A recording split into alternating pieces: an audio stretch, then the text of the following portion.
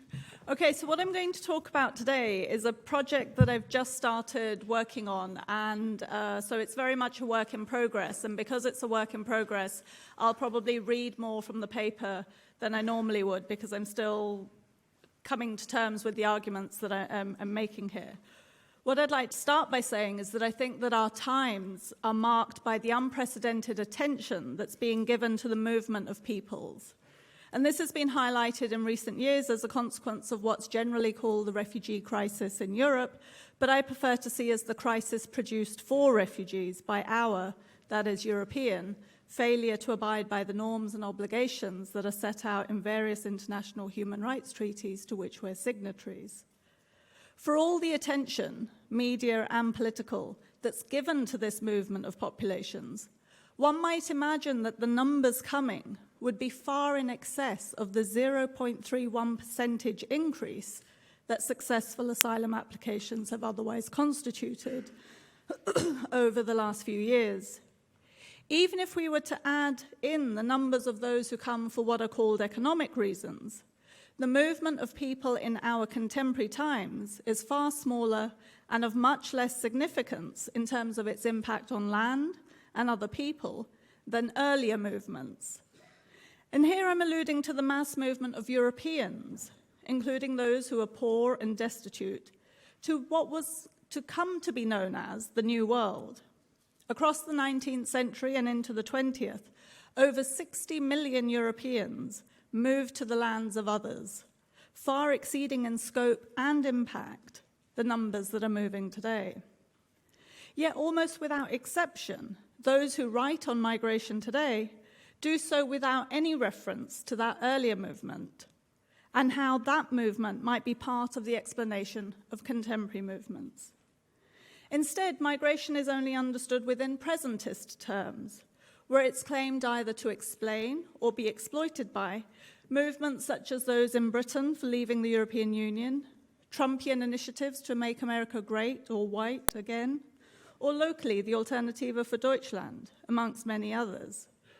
And even previously progressive commentators are peddling the line that the scale of current migration is responsible for creating cultural conflict and political polarization. In line with this, a number of countries have begun or reinforced the process of erecting physical barriers in the hope of preventing the movement of people, usually poorer, from there to here. At the same time, for other commentators on public policy, migration is seen as the most effective way to address issues of global inequality, and there's a growing argument for open borders, albeit with a recognition of the problems this is said to present within the receiving countries. It's in this context that Branko Milanovic, formerly lead economist of the World Bank and currently visiting presidential professor at the City University of New York, proposed in an op-ed in the Financial Times whether a trade-off could not be made between citizenship and migration in order to resolve this contradiction. The post-colonial challenge to contemporary spatialization requires us to consider the extent to which our current neoliberal times reproduce earlier colonial logics that facilitated movement for some whilst establishing hard borders for others. The solution to the identified problems does not rest in the idea of open borders, particularly as this is being conceptualized by neoliberal economists. Nor does it lie in the alternative, promoted by those such as Wolfgang Streeck, of a hostile environment for migration and refugee aid close to source. Rather, it rests in a collective accountability that can only be met through a process of social, democratic, reparative action. Milanovic sees the problems associated with the movement of people resting in two phenomena. First, that globalization has made knowledge of income differentials between countries better known, and also that transportation costs are much lower. Second, that there are increasing gaps in real incomes between wealthy countries and poorer ones. Milanovic argues that whereas previously the locus of global inequality could be identified in class difference, as has been argued by Marx and Engels, it now rests in aspects of location. That is, that the poorest citizens in the richest countries have incomes higher than the richest citizens in the poorest countries. And it is this income differential across locations that drives people to migrate, because as he argues, people can increase their income several-fold if they migrate from a low-mean income location to a high-mean location. Milanovic claims that migration does more to reduce global poverty and inequality than any other factor, but that the problem with this solution is that the arrival of migrants threatens to diminish or dilute the premium that's enjoyed by citizens of rich countries, who are then hostile to the arrivants. In part, he argues that this is a consequence of those who are the poorest in rich nations being the biggest losers of globalization. The shift from the end of the 20th century to the early 21st century saw real income rises for almost everybody globally, except for the very poorest 5%, and for those who are between the 75th and 90th percentiles of global income distribution. For them, the real income gains were essentially nil. These people, on lower incomes in rich countries whose income has not increased, but are still part of the 25% wealthiest people in the world, are presented by Milanovic as the non-winners of globalization, and as the people who are likely to be most threatened by and hostile to immigration. Milanovic somewhat inconsistently concedes that there's only a slight negative impact on wages as a consequence of migration from poorer countries. This suggests that it's domestic policy, rather than globalization, that might be the explanation of the stagnant incomes of the non-winners of the West. However, it's the cultural impact that he treats as significant. That is, he suggests that an approach is needed that would balance the economic needs of a country for migrants with the preservation of certain cultural norms, as if migrants necessarily disrupt those norms. This could be done, he suggests, by restricting migration to workers who come to do specific jobs for a limited time and who would then return to their countries of origin. Another solution would be to restrict the citizenship rights of migrants in the countries of arrival and make them pay higher taxes. This, Milanovic argues, would assuage the concerns of the native population while still ensuring that migrants were better off than they would have been if they'd stayed in their home countries. But notice what's going on here. The world's poorest are being asked to pay taxation to support those within the top 25%, whilst the top 10% appropriates the profits from their exploited labor and have themselves experienced a significant reduction in their own tax burden. So it's the world's poorest who, as a price for their mobility, are asked to pay taxes for services for others to which they themselves are denied access, as well as paying a further tax or rent for simply working in wealthier countries. This is Milanovic's compromise solution, which he suggests is in tune with globalization, but also with legitimate concerns for national heritage. As I'll go on to argue, this compromise solution is only a solution in the context of accepting neoliberal norms and precepts as defining not just our contemporary times, but our normative understandings. Milanovic is not alone in making such an argument. The idea that issues of global inequality can be addressed through the movement of individuals across open borders in conjunction with limiting the rights of those who move has been put forward by a number of economists and other scholars. The Chicago-based Eric Posner and Glenn Whale, for example, argue that the most powerful force to reduce inequality worldwide is a system of open migration laws that are coupled with caste systems. They suggest that we look at the Gulf nations, which by welcoming migrant workers do more than any other country to reduce global inequality. They recognize that migration to these countries is facilitated by limiting the rights of migrant workers in these authoritarian states, but they suggest that reducing inequality will require uncomfortable trade-offs. Indeed, they state quite openly, and I quote, that Gulf states explicitly seek non-Arab, dark-skinned migrants so as to minimize the risk that nationals will sympathize, fraternize, or intermarry with migrants. Because if they did, then they might ask for permanent residency, if not citizenship. Further, they suggest that migrants should be paid significantly lower wages than those typical even for low-paid workers in the host society. They must be deprived of rights to organize and protest, and they are to be delivered into strict subordination to employers as indentured labor. Whilst the exploitation of indentured labor will be to the benefit of the employers and some consumers, they claim that it will also lead to the betterment of the indentured laborers who are escaping worse conditions at home. This, as I've argued with John Homewood elsewhere, is a pro-slavery argument for the free movement of unfree labor. Significantly, they repeat arguments last articulated in defense of Jim Crow policies in the southern states of the United States, specifically that slavery itself was relatively beneficial for transported Africans compared with the circumstances in Africa from which they came. As if the colonial process of enslavement had no impact upon the populations that were left behind in terms of their possibilities for subsistence and collective determination. This is exacerbated by Posner and Wales' further proposal for relatively disadvantaged citizens in wealthy countries to be able to sponsor or rent migrants. This is as a way of binding them into the overarching project of alleviating global poverty by providing them with a direct return. They explicitly advocate for a segregated system that's dependent on patronage and enforced through the system of ascribed differences. Domestic capital should be free to exploit indentured labor, whilst migrant capital should be policed and prevented from claiming rights enjoyed by other citizens. In effect, they implicitly recognize that enforcing cheap labor creates a windfall profit for those who can access it, but they seek to resolve that inequality by widening the pool of exploiters. So not so much a universal basic income as a racialized income supplement. Such arguments depend on the idea that the global north bears no collective responsibility for the conditions to be found in the global south.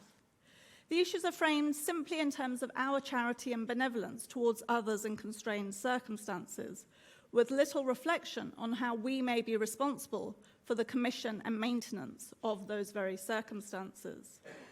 As Chris Bertram argues, such a posited solution distorts our moral understanding, specifically our understanding of justice, if to represent a pragmatic compromise with unjust attitudes as exemplifying what justice itself demands. Further, denying rights to alleviate global inequality, he continues, when we could achieve the same outcomes by acting otherwise, involves the active commission of injustice. Global inequality is not a natural condition that requires us to address it through acts of will generosity, but it requires a more thoroughgoing understanding of its production and our related obligations as a consequence of this shared and unequal history. Milanovic recognizes that the processes of moving as a means of addressing issues of local impoverishment and inequality is not new. Indeed, in his discussion of contemporary migration, he has half a sentence stating that migration was much more significant at the end of the 19th and early 20th century than it is today. But there's no discussion of how that migration, what used to be called within 19th century German national economy, emigrationist colonialism, itself is part of the process of creating the vast income differentials between peoples globally. Today, European and North American debates neither refer to colonialism and barely to that movement of people, for the most part of poor Europeans, who, whether intentionally or not, came to be part of the project of settler colonialism. And in doing so, were part of processes of dispossession, of elimination, and extraction that have significantly contributed to the specific configuration of contemporary inequalities. So to give you some details, across the 19th century, about 60 million Europeans left their countries of origin to move to the lands of others. Of these, 13.5 million were British, who moved to white settler colonies around the globe.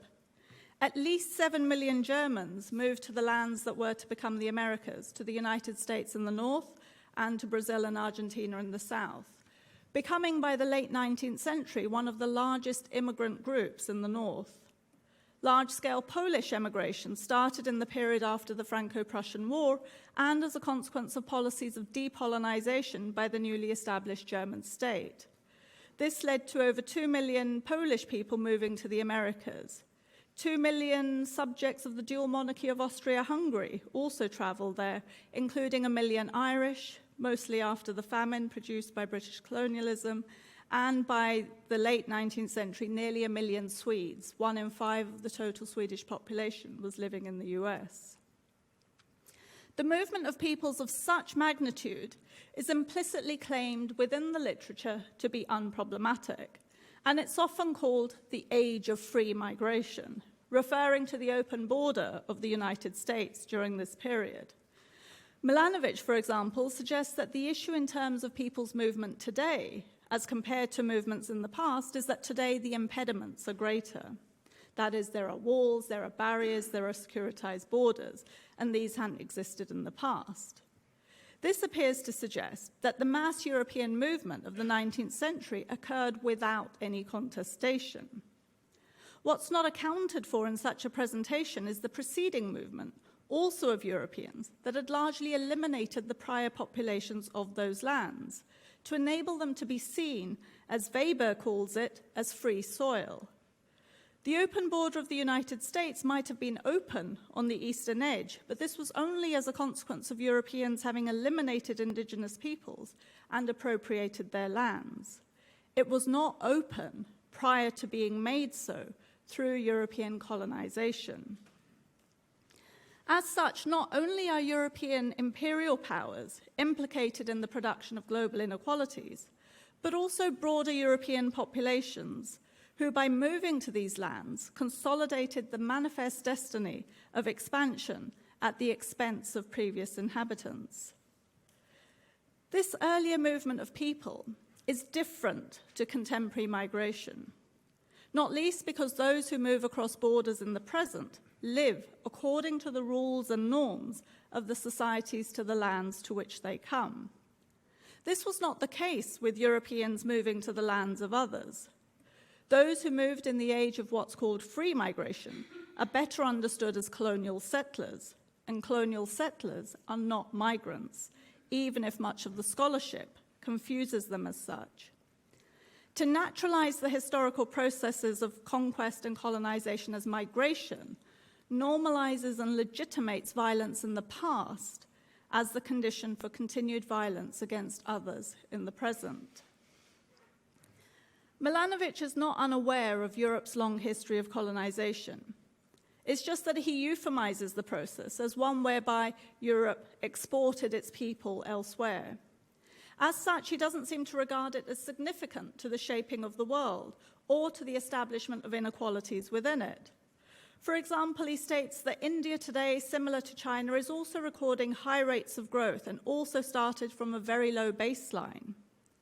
That's presented without any comment about the drain of resources that occurred from India to Britain over 200 years of colonial rule and the similar practices imposed upon China by the West to create the very low baseline. Instead, in their modeling of incomes over time, economists use national categories to discuss territories that were in fact colonized. For example, Milanovic writes, Marx's presentation of proletarians in different parts of the world, that is, peasants in India and workers in England, shared the same political interests, was a broadly accurate description of the situation at the time. This is because, he states, equally poor people of different nations faced equally rich people in their own nations. This rather neglects to address the fact that the peasants in India were not being exploited by rich people within their own nation, as India was at that time under colonial rule exercised by Britain, and the profits of exploitation were appropriated for the most part by the colonial power. This form of methodological nationalism within the social sciences, while leading to inadequate scholarship in its own terms, also has pernicious consequences in the debates on migration and citizenship. To stay with Milanovic, he states that the reason poor migrants should not have access to full citizenship rights is because it would be viewed as unfair by local citizens, whose citizenship premium would be diminished. This is because, as he states, rich countries accumulate wealth and transmit it, along with other advantages, to the next generation of citizens. We take it as normal, he suggests, and I quote, that there is a transmission of collectively acquired wealth over generations within the same nation and for the enjoyment of its citizens.